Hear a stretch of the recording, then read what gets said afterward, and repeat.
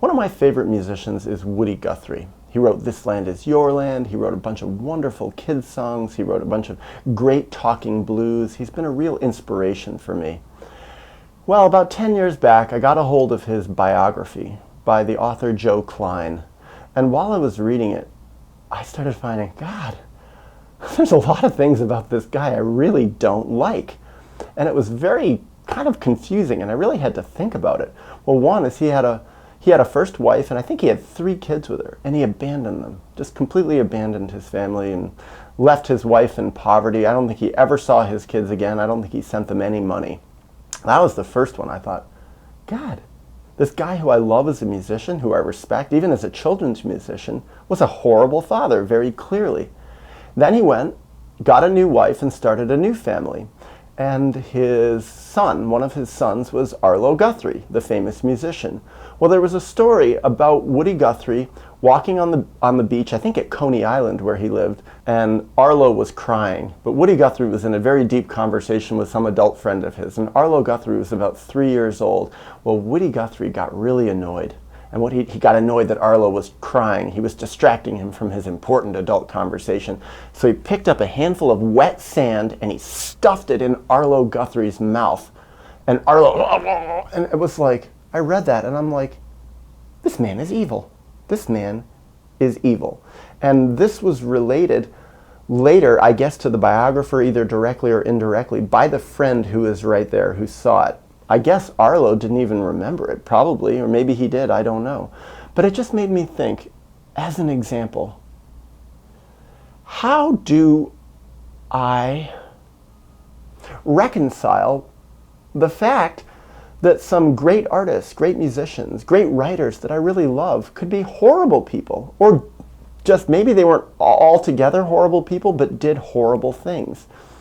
I recently interviewed Alice Miller's son, Alice Miller being my favorite psychologist, my favorite psychology writer, who wrote all about the connection between childhood trauma and adult acting out behavior, adult mental health problems. Now, brilliant, wonderful. She said amazing things. She had a few flaws here and there, but overall her thesis was spot on, fantastic, head and shoulders above the rest of the mental health field. Yet, the more I learned about her, and the more I put together the pieces, and certainly after meeting her son and talking to him, I learned she was kind of a dreadful person in a lot of ways. She did a lot of horrible things, was hypocritical, dishonest, was probably not the best therapist herself, and was a really rotten mother, a really horrible mother, even when he was a child, also when he was an adult. And I've struggled to reconcile this. It's happened with other people too. Another example is Tchaikovsky. I love the music of Tchaikovsky. Tchaikovsky's Fifth Symphony is one of my favorite symphonies of all. It's just beautiful. I love the Nutcracker. I think the Nutcracker is simply brilliant. Yet, while I was reading the biography of Tchaikovsky, I learned he was a pedophile. It was like he was having sex with boys, young boys that he hired to be his servant, and then he was having sex with them. And it's like, yeah, this was a different era. This was a different time and place. This was in Russia 100 years ago or 150 years ago. But so what? It was like, I stopped and I think, ooh, I love the music of this guy who is disgusting. And I think I come here to make this video to try to explore how I make sense of this. How do I reconcile it? Do I still like Tchaikovsky's music? Do I still like Woody Guthrie's music? Do I still like the psychology writings of Alice Miller, knowing that she tortured her son?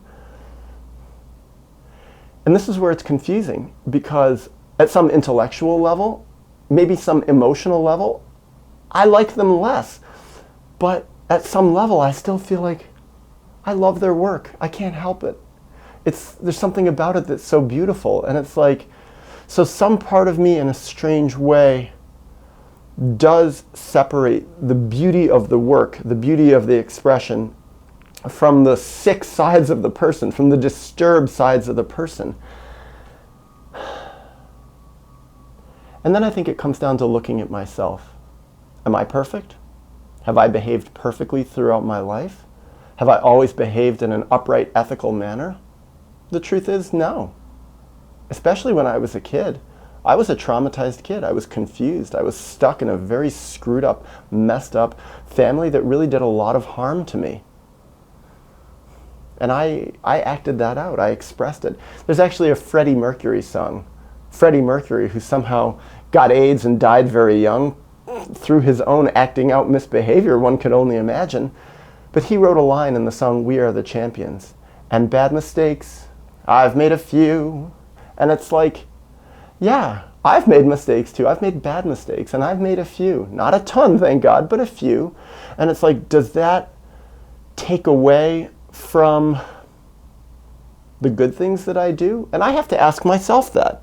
And then I think, like, well, I look at everybody, and I think everybody's made mistakes. Everybody's done bad things. But does that let people off the hook? Does that mean because everybody's done bad things that they should be forgiven? They should be let off the hook? And I think, really, no, because I don't let myself off the hook for some of the acting out things that I've done, some of the bullying, some of the meanness, some of the cruelty that I did when I was a kid, replicating what was done to me. But for me, the things that I was ashamed of, the things that I am ashamed of, the things that I felt and sometimes still feel really guilty about, for me, those are, for me, my times, my wake-up call. The fact that I feel guilt, the fact that I feel shame, it's my wake-up call to look at myself, to study myself and say, not just what did I do, and that's important to know what I did, but also to know what was done to me that put me in a position where I could do those things. What was done to Woody Guthrie? How was he abused? What was done to Alice Miller? What was done to Tchaikovsky? And then that's another side of it. A lot of times their biographers don't go that much into what happened to these people. But from what I remember, thinking about it off the cuff, Tchaikovsky was abandoned multiple times. He was sent away. I think one or both of his parents died. He was rejected. He was forced to do all sorts of things he didn't want to do. And he went to a boys' school. Probably he was raped. You know, he probably blocked it out. He probably never wanted to talk about it, probably never shared about it publicly, but that's probably what happened to him. It really makes sense.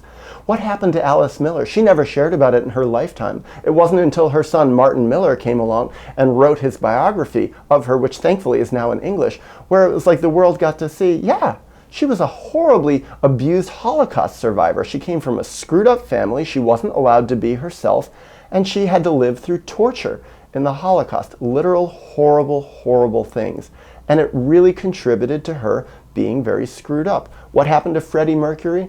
I'm not sure. I really don't know. What happened to Woody Guthrie in his childhood?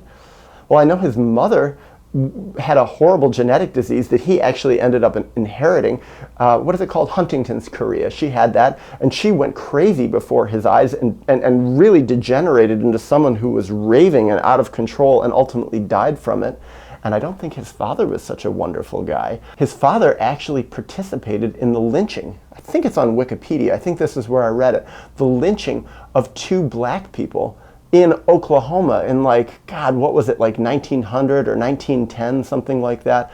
Hung them from a bridge. One of them was a teenage boy. And I don't think they'd even, one was an adult woman, one was a teenage boy, if my memory holds correct.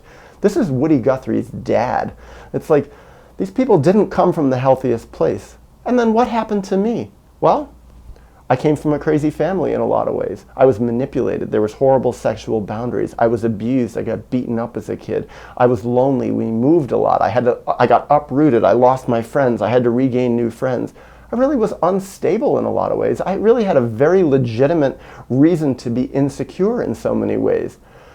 Now, does that justify what I did? Does that justify what all these other people did that was really unhealthy behavior? I don't think it justifies it, but it helps explain it.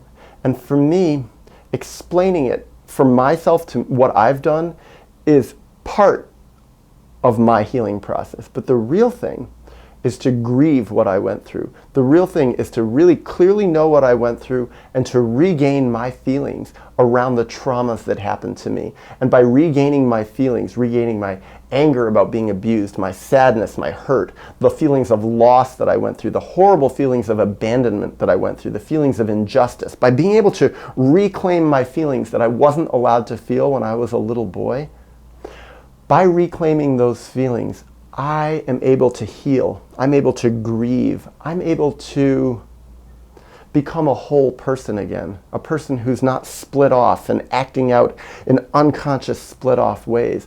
In that way, my life is much happier, much healthier now.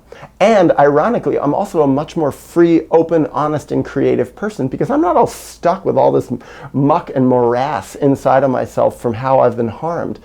Now, I wonder this also. What about artists who are very, very split off, and in a way they've been psychologically killed in their lives, in their childhoods in so many ways, but the only place they were allowed to remain alive was through their art? I wonder if this is the case with Tchaikovsky, if he'd had a more loving, regular, healthy, nurturing childhood, if he was more safe and secure and he didn't experience traumas and abandonments, would he have become such a great musician? It's possible he wouldn't have. It's possible he would have just had a healthier life. But I also wonder this. What about the idea that if some of these artists, writers, musicians had not been so abused, if they'd had a chance to really work out their traumas, actually their art could have even been that much more wonderful?